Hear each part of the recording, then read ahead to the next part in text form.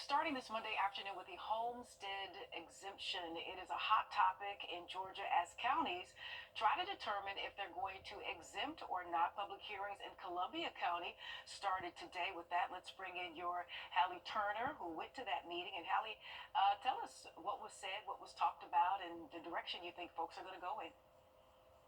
Yeah, Courtney, well, here's the thing. So the county has 3 meetings that they have to all have for their side, and the school board has to have 3 separate meetings. So this is for the school board today. This was the first of 3, and lawmakers drafted the bill intending to put a cap on tax hikes for homeowners.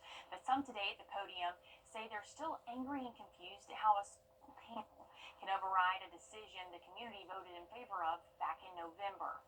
Only 3 people spoke to the Columbia County School Board today, but Yasun Wilcease, who sat quietly in the audience taking notes, says all sides are struggling to find common ground, with the BOE scheduling the hearings back-to-back 3 days in a row, and at times most working-class people aren't at work. Yasun says her fear is the decision will be made for homeowners instead of in favor of them. We are having every meeting at the same location.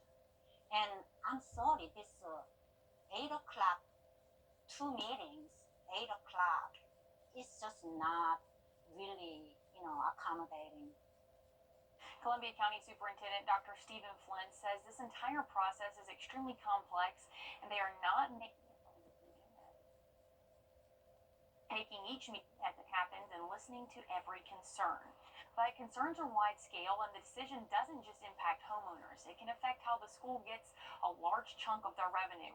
Coming up all new tonight on News 12 at 6 o'clock, we're showing you the impacts the school system could face if they don't opt out. Yeah, it sounds like it's getting emotionally charged. It's becoming an emotionally charged issue, if not already. Hallie, thank you so much for your report this afternoon. We appreciate you. And this afternoon, an Evans High School employee. You're watching News 12, first at 4. Continues.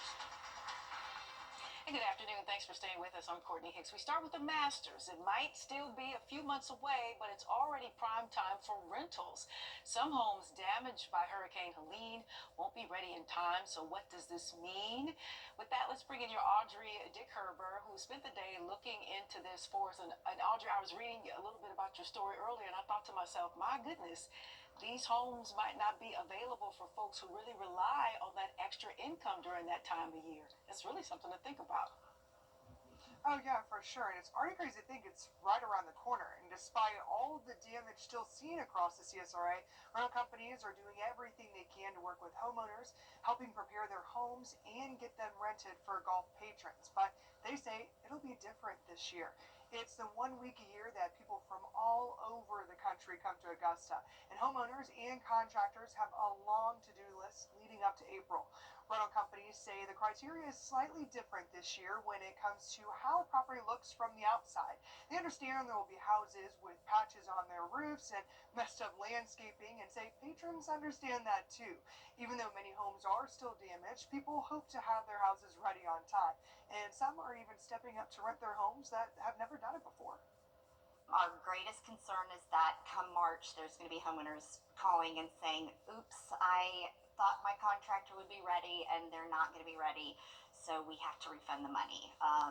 Hopefully that's not the case. Hopefully homeowners are being honest and letting us know if there's major damage.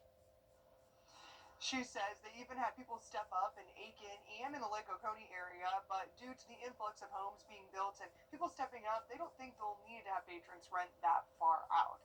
But coming up on Only One News 12 at 6 o'clock, we'll hear from another rental company that says this is giving Augusta the chance to really show its southern hospitality more than it ever has before. Yeah, looking forward to that. Very interesting. Thanks so much, Audrey, for that. We appreciate you this afternoon.